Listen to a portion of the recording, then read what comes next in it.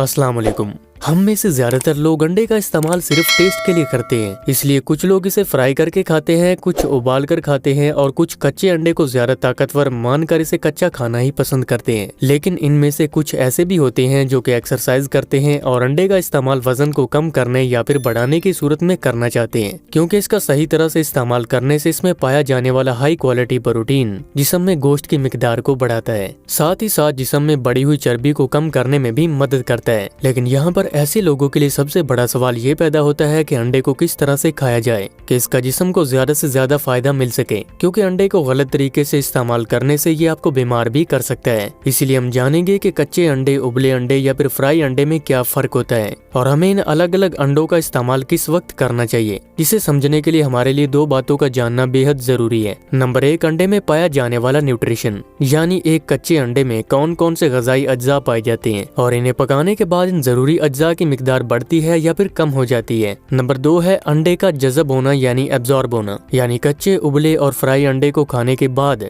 इनमें से कौन सा अंडा हमारे जिस्म में ठीक तरह से हजम हो पाता है और कौन सा हमें नुकसान पहुंचा सकता है। क्योंकि कोई भी चीज चाहे जितनी भी अच्छी हो, अगर वो जिस्म में सही तरह से हजम नहीं हो पाती है तो उसका सही फायदा भी हमारे जिस्म को बिल्कुल नहीं मिल पाता। शुरू करते हैं नंबर 1 से कि ग़िज़ाई अज्जा के एतबार से अंडे में क्या क्या मौजूद होता है और इसे पकाने के बाद ये जरूरी अज्जा की मिकदार बढ़ जाती है या फिर कम हो जाती है। अंडे में सबसे ज्यादा फैट और प्रोटीन मौजूद होता है और अगर इसके पीले वाले हिस्से को निकाल दिया जाए तो इसके सफेद वाले हिस्से से फैट फ्री, कोलेस्ट्रॉल फ्री और प्योर प्रोटीन मिलता है, जो कि दुनिया का सबसे सस्ता और हाई क्वालिटी प्रोटीन होता है। क्योंकि दुनिया में कोई भी दूसरा ऐसा फूड नहीं है जिसमें कि अंडे की सफेदी जितना खालिस हाई क्वालिटी प्रोटीन मौजूद होता हो। और यही वजह है कि ज्यादातर बॉडी बिल्डर्स भी प्रोटीन के टारगेट को पूरा करने के लिए अंडे का इस्तेमाल करते ही हैं। लेकिन यहाँ लोगों में ये भी गलत फहमी पाई जाती है कि कच्चा अंडा पके हुए अंडे के मुकाबले में ज्यादा प्रोटीन मुहैया करता है, लेकिन ऐसा सोचना भी बिल्कुल गलत है। क्योंकि कच्चे अंडे में 6 ग्राम प्रोटीन मौजूद होता है, जो कि 4 ग्राम इसके सफेद वाले हिस्से में और 2 ग्राम इसके पीले वाले हिस्से में मौजूद होता है। अंडे को उबालने से या फ्राई करने के बाद भी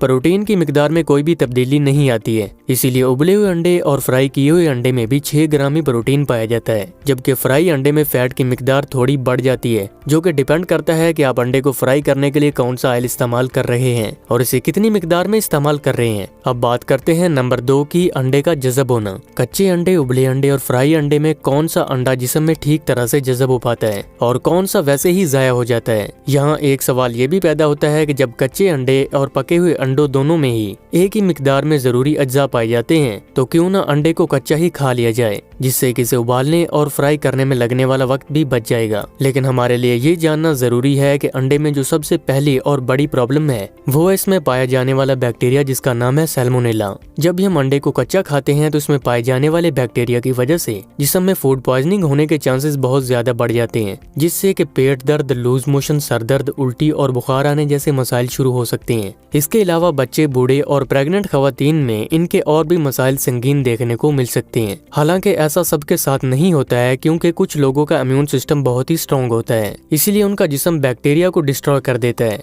जिससे एक इंसान कच्चे अंडे के होने वाले साइड इफेक्ट से भी बच जाता है। लेकिन फिर भी यहाँ हमारे लिए ये बात समझना इंतहाई जरूरी है कि कच्चे अंडे का इस्तेमाल हर किसी के लिए बिल्कुल भी सेफ नहीं है। और इतना ही नहीं, इसका दूसरा नुकसान ये भी है कि कच्चे अंडे में पाया जाने वाला प्रोटीन सिर्फ 50% ही हमारे जिस्म में जज़ब हो पाता है और बाकी का यूं ही जाया हो जाता है। जबकि अंडे को उबाल कर या फिर फ्राई करके इस्तेमाल करने से इसमें पाया जाने वाला 90 से 95% प्रोटीन हमारे जिस्म में पूरी तरह से ही जज़ब हो जाता है और हाई टेम्परेचर पर पकाने की वजह से इसमें पाया जाने वाला सैल्मोनेला बैक्टीरिया भी डिस्ट्रॉय हो जाता है। और कच्चा अंडा खाने का एक नुकसान ये भी है कि ये जिस्म में बायोटिन यानी विटामिन बी कॉम्प्लेक्स को एब्जॉर्ब होने से रोकता है, जिससे कि इसके मुसलसल इस्तेमाल करते रहने से जिस्म में आहिस्ता आहिस्ता बायोटिन की कमी होने लगती है और इससे बालों का झड़ना और रात को नींद न आने जैसे मसाइल शुरू हो सकते हैं। इसलिए अगर देखा जाए तो ओवरऑल ये बात समझ आ जाती है कि अंडा कच्चा हो या पका हुआ, इसमें ग़िज़ाई अज्जा तो भरपूर मिकदार में होते ही हैं, लेकिन कच्चा अंडा जिस्म में जाने के बाद नुकसान भी पहुंचा सकता है।